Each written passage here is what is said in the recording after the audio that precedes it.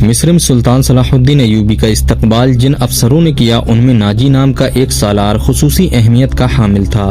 ایوبی نے سب کو سر سے پاؤں تک دیکھا، اس کے ہونٹوں پر مسکراہٹ اور زبان پر پیار و محبت کی چاشنی تھی۔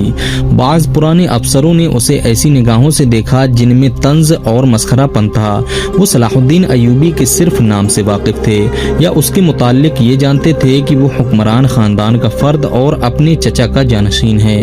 وہ یہ بھی جانتے تھے کہ نور الدین زنگی کے ساتھ اس کا کیا رشتہ ہے۔ ان کی نگاہوں میں صلاح الدین ایوبی کی اہمیت بس اس کے خاندان کی بدولت تھی، یا اس وجہ سے انہوں نے اسے اہمیت دی کہ وہ مصر کا فوجی وائسرائے بن کر آیا تھا۔ اس کے سوا انہوں نے صلاح الدین ایوبی کو کوئی اہمیت نہ دی۔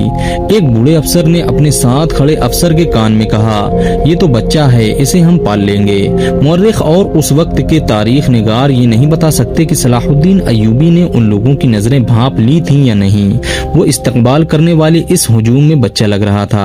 البتہ جب وہ ناجی کے سامنے مصافحے کے لیے رکا تو ایوبی کے چہرے پر تبدیلی سی آ گئی تھی۔ وہ ناجی سے ہاتھ ملانا چاہتا تھا، لیکن ناجی جو اس کے باپ کی عمر کا تھا سب سے پہلے درباری خوشامدیوں کی طرح جھکا، پھر ایوبی سے بغلگیر ہو گیا۔ اس نے ایوبی کی پیشانی چوم کر کہا، میرے خون کا آخری قطرہ بھی تمہاری جان کی حفاظت کے لیے بہے گا۔ تم میرے پاس زنگی اور شیرکوہ کی امانت ہو، میری جان عظمت اسلام سے زیادہ قیمتی نہیں۔ صلاح الدین ایوبی نے ناجی کا ہاتھ چوم کر کہا، محترم اپنے خون کا ایک ایک قطرہ سنبھال کر رکھیے، صلیبی سیاہ گھٹاؤں کی مانند چھا رہے ہیں۔ ناجی جواب میں صرف مسکرایا، جیسے صلاح الدین ایوبی نے کوئی لطیفہ سنایا ہو۔ صلاح الدین ایوبی اس تجربے کار سالار کی مسکراہٹ کو غالباً نہیں سمجھ سکا۔ ناجی فاطمی خلافت کا پردردہ سالار تھا۔ وہ مصر میں باڈی گارڈز کا کمانڈر تھا، جس کی تعداد 50,000 تھی اور ساری کی ساری نفری سوڈانی تھی۔ یہ فوج اس دور کے جدید ہتھیاروں سے لیس تھی اور یہ فوج ناجی کا ہتھیار بن گئی تھی، جس کے زور پر وہ بے تاج بادشاہ بنا بیٹھا تھا۔ وہ سازشوں اور مفاد پرستی کا دور تھا۔ اسلامی دنیا کی مرکزیت ختم ہو چکی تھی۔ صلیبیوں کی بھی نہایت دلکش تخریب کاریاں شروع ہو چکی تھیں۔ زرپرستی اور تعشی کا دورہ تھا۔ جس کے پاس ذرا سی بھی طاقت تھی اسے وہ اپنے اقتدار کے تحفظ کے لیے اور دولت سمیٹنے کے لیے استعمال کرتا تھا۔ سوڈانی باڈی گارڈ فوج کا کمانڈر ناجی مصر میں حکمرانوں اور دیگر سربراہوں کے لیے دہشت بنا ہوا تھا۔ خدا نے اسے سازش ساز دماغ دیا تھا۔ اسے اس دور کا بادشاہ ساز کہا جاتا تھا۔ بنانے اور بگاڑنے میں خصوصی مہارت رکھتا تھا۔ اس نے صلاح الدین ایوبی کو دیکھا تو اس کے چہرے پر بالکل اسی طرح مسکراہٹ آ گئی جس طرح کمزور سی بھیڑ کو دیکھ کر بھیڑیے کے دانت نکل آتے ہیں۔ ایوبی اس زہر خند کو نہ سمجھ سکا۔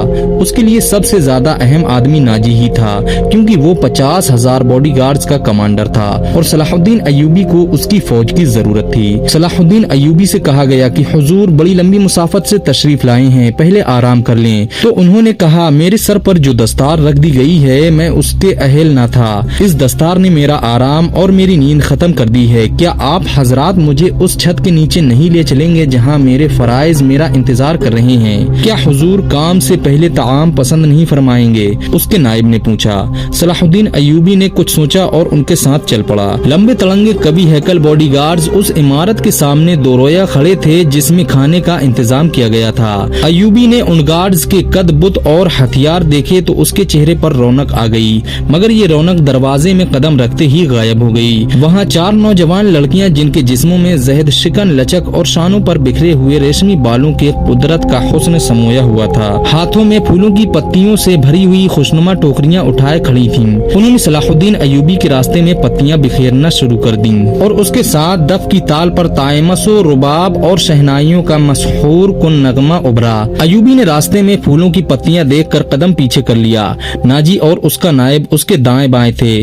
وہ دونوں جھک گئے اور اسے آگے چلنے کی دعوت دی۔ یہ وہ انداز تھا جسے مغل بادشاہوں نے ہندوستان میں رائج کیا تھا۔ صلاح الدین ایوبی پھولوں کی پتیاں مسلنے نہیں آیا۔ ایوبی نے ایسی مسکراہٹ سے کہا جو ان لوگوں نے پہلے کم ہی کبھی کسی کے ہونٹوں پر دیکھی تھی، ہم حضور کے راستے میں آسمان سے تارے بھی نوچ کر بچھا سکتے ہیں۔ ناجی نے کہا، اگر میری راہ میں کچھ بچھانا چاہتے ہو تو وہ ایک ہی چیز ہے جو میرے دل کو بھاتی ہے۔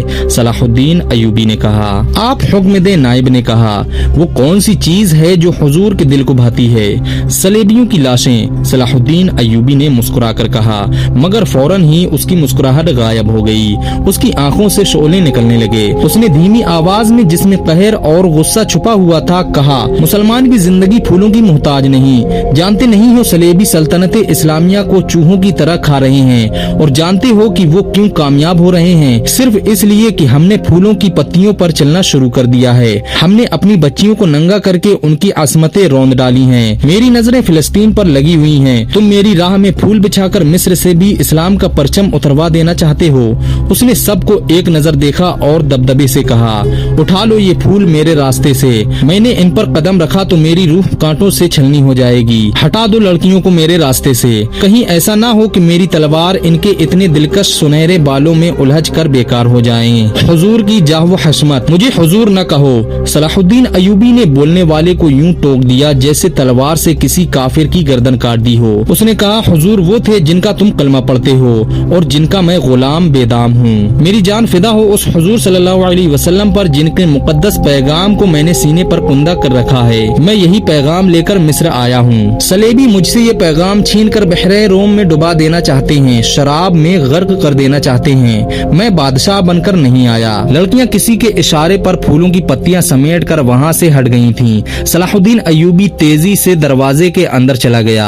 एक वसी कमरा था, उसमें एक लंबी मेज रखी थी जिस पर रंगारंग फूल बिखरे हुए थे और उनके दरमियान भुंजे हुए बकरों के बड़े बड़े टुकड़े, सालिम मुर्ग और जाने कैसे कैसे खाने सजे हुए थे। सलाहुद्दीन अयूबी रुक गए और अपने नायब से पूछा, क्या मिस्र का हर एक बाशिंदा इसी किस्म का खाना खाता है? नहीं हुजूर, नायब ने जवाब दिया। गरीब लोग तो ऐसे खाने के ख्वाब भी नहीं देख सकते। तुम सब किस कौम के फर्द हो? सलाहुद्दीन अयूबी ने पूछा। क्या उन लोगों की कौम अलग है जो ऐसे खानों के ख्वाब भी नहीं देख सकते? किसी तरफ से कोई जवाब न पाकर उसने कहा, इस जगह जिस कदर मुलाजिम हैं और यहाँ जितने सिपाही ड्यूटी पर हैं, उन सब को अंदर बुलाओ, ये खाना उन्हें खिला दो। उसने लपक कर एक रोटी उठाई, उस पर 2-3 बोटियां रखी और खड़े खड़े खाने लगा। निहायत तेजी से पूरी रोटी खाकर पानी पिया और बॉडीगार्ड्स के कमांडर नाजी को साथ लेकर उस कमरे में चला गया जो वायसराय का दफ्तर था। 2 घंटे बाद नाजी बाहर निकला, दौड़कर अपने घोड़े पर सवार हुआ, एड़ लगाई और नजरों से ओझल हो गया।